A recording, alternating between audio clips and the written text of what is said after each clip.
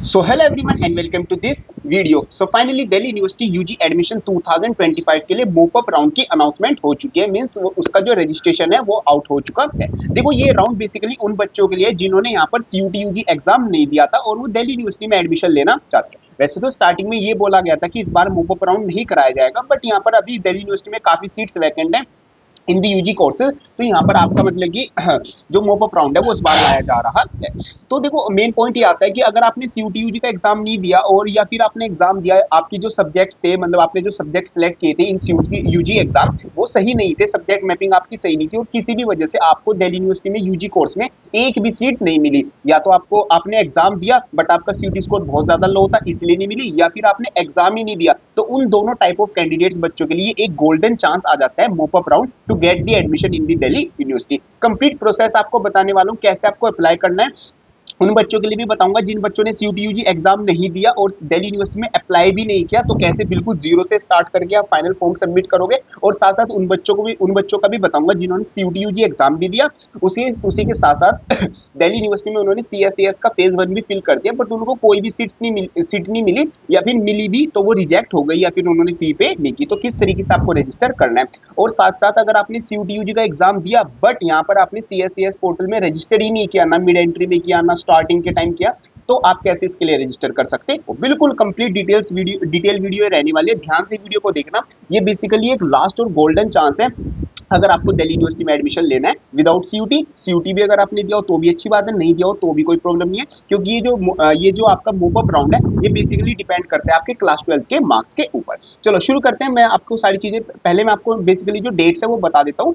देखो यहाँ पर जो रजिस्ट्रेशन है वो आज से मतलब कि 4 सितंबर से स्टार्ट हो गया, मतलब बेसिकली आज 5 सितंबर आ जाती है, कल से स्टार्ट हो गया था, बट कल काफी ग्लिचेस आ रहे थे, मैंने इससे रिलेटेड वीडियो भी बनाई थी, बच्चे यहाँ पर अपना फॉर्म फिल नहीं कर पा रहे थे। तो ऑफिशियली हम आज से मान सकते हैं कि आज आपका जो फॉर्म फिलिंग है वो स्टार्ट हो गई है। तो आप यहाँ पर देख सकते हो 4 सितंबर से लेकर 7 सितंबर शाम के 5 बजे तक आप अपना फॉर्म फिल कर सकते हो, दोनों बच्चे जो है सीयूटी वाले हो चाहे विदाउट सीयूटी वाले हो। और यहाँ पर 8 सितंबर से लेकर 11 सितंबर तक आपकी यहाँ पर क्या रहने वाली है, बेसिकली सीट एलोकेशन रहने वाला है, और 13 सितंबर तक आपको अपनी जो फी पेमेंट है वो कंप्लीट करनी होगी। अब सबसे पहले मैं आपको एक चीज मतलब कि जो मेन चीज आ जाती है फी पेमेंट का वो बता देता हूँ, क्योंकि काफी बच्चों को मतलब कि यहाँ पर जो रजिस्टर करने वाले हैं, अब देखो अगर आपने सीयूटी यूजी एग्जाम दिया है या नहीं दिया उससे कोई फर्क नहीं पड़ता, ये सिंपल जो राउंड है ये क्लास 12 के मार्क्स के बेसिस पर है। अब यहाँ पर अगर आपने दिल्ली यूनिवर्सिटी के जो फेज 1 होता है, मीन्स जो सीएसएस का फेज 1 होता है उसमें रजिस्टर ही नहीं किया, मीन्स दिल्ली यूनिवर्सिटी में एडमिशन लेने के लिए अभी तक आपने फॉर्म ही फिल नहीं किया, तो आपको यहाँ पर 250 रुपीज प्लस 1000 रुपीज यहाँ पर देने होंगे। और अगर आप SC ST पीडब्ल्यूडी कैटेगरी से हो तो 1000 प्लस यहाँ पर आपको 100 रुपीज 1100 रुपए देने होंगे। और अगर आपने यहाँ पर दिल्ली यूनिवर्सिटी में सीयूटी यूजी एग्जाम दिया था पहले और आपने रजिस्टर कर लिया था अपना CSAS पोर्टल में, अपने आपको रजिस्टर कर लिया था जो फेज 1 हुआ था, या फिर काफी बच्चों ने मिड एंट्री के थ्रू रजिस्टर कर लिया था, तो उनको कुछ भी यहाँ पर एक्स्ट्रा अमाउंट मतलब एक भी रुपया यहाँ पर मतलब कि एक्स्ट्रा से पे करने की नीड नहीं है। अब आप डायरेक्ट यहाँ पर मोपअप राउंड में क्या कर सकते हो, अप्लाई कर सकते हो। तो ये कुछ बेसिक चीजें आती थी। बाकी यहाँ पर डेट्स मैंने आपको बता दी, एक डेट का ध्यान रखना, एक किन बच्चों को फी पेमेंट करनी होगी उसका ध्यान रखना, और दूसरा देखो सारी मेन चीज आ जाती है, सबसे मेन आपका आता है कि जो भी आपकी क्लास 12 के मार्क्स है उसी के बेसिस पर जो बेस्ट 4 सब्जेक्ट्स है, बेसिकली जैसे आप साइंस के स्टूडेंट तो PCM या फिर PCB साथ में इंग्लिश चूज होगा, और अगर आप कॉमर्स के स्टूडेंट हो जैसे अकाउंट्स होता है, बिजनेस होता है और ईको होता है, ये 3 सब्जेक्ट, उसके साथ इंग्लिश आपका सब्जेक्ट जो भी आपकी लैंग्वेज थी, और ऐसी आर्ट्स में जैसे आपका हिस्ट्री हो गया, जियोग्राफी हो गया, जो भी आपके पास टॉप 4 सब्जेक्ट्स थे वो आपके यहाँ पर सिलेक्ट किए जाएंगे। थोड़ा सा मतलब कि सॉरी जुकाम हो गया, मौसम थोड़ा ऐसे ही चल रहा है तो आप भी अपना ध्यान रखना। चलो जी, अब यहाँ पर क्या होगा, बेसिकली आपके क्लास 12 के मार्क्स चेकआउट किए जाएंगे, तो टॉप 4 सब्जेक्ट्स के आपके चेकआउट किए जाएंगे, इसमें सीयूटी के मार्क्स का कोई भी रोल नहीं होगा। बाकी यहाँ पर जो मतलब कि यूआर के लिए अलग से सीट है, SC ST OBC उनके लिए अलग से जो रिजर्वेशन है वो यहाँ पर लगने वाला है। बाकी किस किस तरीके से रहेगा सब कुछ वो हम डिटेल में शुरू करते हैं। तो ये कुछ बेसिक डिटेल्स थी जो आपको पता होनी चाहिए। तो अब मैं बताता हूँ कि जिन बच्चों को स्टार्टिंग से रजिस्टर करना है, मीन्स जिन्होंने सीयूटी यूजी एग्जाम या तो दिया है या फिर नहीं दिया है, दोनों के लिए सेम प्रोसीजर है। और उन्होंने क्या किया, अब तक दिल्ली यूनिवर्सिटी की जो आपका मतलब कि जो रजिस्ट्रेशन होता है इसमें अप्लाई ही नहीं किया। सबसे पहले आपको डिस्क्रिप्शन में लिंक मिल जाएगा दिल्ली यूनिवर्सिटी की यूजी की जो एडमिशन वेबसाइट है उस पर आ जाना है। तो जैसे आप यहाँ पर देखोगे काफी आपको नोटिस दिख जाएंगे, इसमें आपको सबसे नीचे आओगे तो यहाँ पर आपको दिख जाएगा, ये आपको दिख जाएगा रजिस्ट्रेशन लिंक। इस रजिस्ट्रेशन लिंक पर आपको क्लिक करना है। तो जैसे आप रजिस्ट्रेशन लिंक पर क्लिक करोगे, आप सामने एक पोर्टल पर चले जाओगे। ये बेसिकली इसको बोला जाता है CSES, means common seat allocation system. अब यहाँ पर जिन्होंने पहले से रजिस्टर कर रखा है वो अपना क्या करना है, यहाँ पर अपना एप्लीकेशन नंबर जो कि CUT का एप्लीकेशन नंबर था और जो आपने पासवर्ड क्रिएट किया था, उन दोनों को फिल करके अपना यहाँ पर क्या कर लेना, लॉगिन कर लेना। और लॉगिन करने के बाद मैं आपको एक वीडियो बता रहा हूँ, आप ये वाली वीडियो देख लो और आपका सारा काम हो जाएगा। मैं आपको यूट्यूब पर अपनी वीडियो दिखा देता हूँ, जस्ट अ सेकेंड। हाँ, यहाँ पर आ जाती है, मैं आपको वीडियो दिखा देता हूँ। ये आ जाता है, जस्ट ये रहा। तो देखो यहाँ पर आप देख सकते हो, ये मैंने जो लेटेस्ट वीडियो बनाई है, ये 3 वीडियो है। जिन बच्चों ने पहले से मतलब कि CSES पोर्टल में रजिस्टर कर रखा है, वो ये 3 वीडियो देख लो, आपका सारा काम हो जाएगा। ठीक है, अब बात करते हैं उन बच्चों के लिए जिन्होंने अभी तक CSES पोर्टल में रजिस्टर ही नहीं किया। तो आपको सबसे पहले क्या करना है, आपको सबसे पहले न्यू रजिस्ट्रेशन पर क्लिक करना है और यहाँ पर कुछ बेसिक इन्फॉर्मेशन आती है, वो यहाँ पर आपको ध्यान से करनी है। सबसे पहले यहाँ पर जो आपका एडमिशन होगा वो टोटली क्लास 12 के मार्क्स के बेसिस पर होगा, तो उसकी जो सारी इन्फॉर्मेशन है वो ध्यान से फिल करना।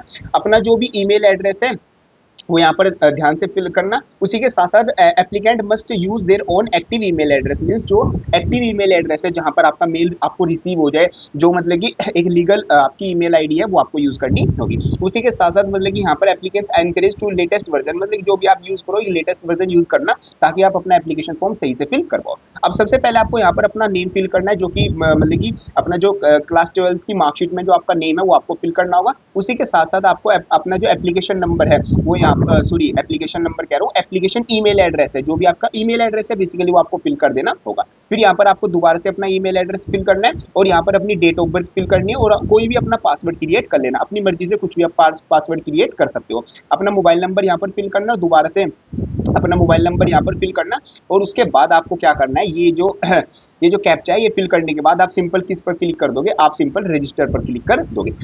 जैसे ही आप रजिस्टर पर क्लिक करोगे आपके ईमेल पर भी और आपके साथ साथ आपके मोबाइल पर भी मतलब कि SMS आ जाएगा कंफर्मेशन का कि आप मोपअप राउंड के लिए रजिस्टर हो चुके हो।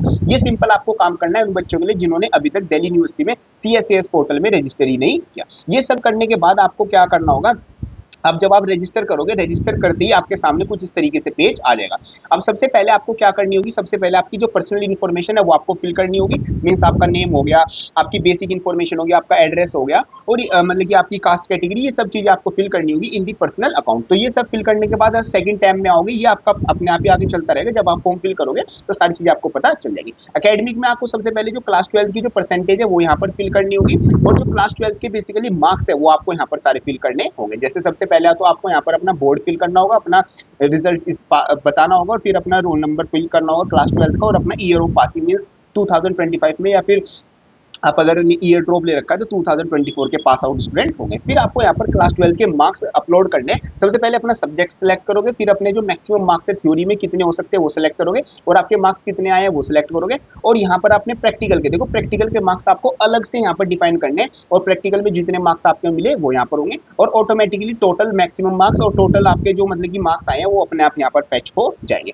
अब यहाँ पर काफी बच्चे गलती क्या कर देते हैं, यहाँ पर 100 ही फिल कर देते हैं और यहाँ पर जो प्रैक्टिकल और जो थ्योरी के टोटल मार्क्स है वो फिल कर देते। तो ऐसा नहीं करना, आपको थ्योरी के मार्क्स थ्योरी वाले सेक्शन में और प्रैक्टिकल के मार्क्स प्रैक्टिकल वाले सेक्शन में लिखना होगा।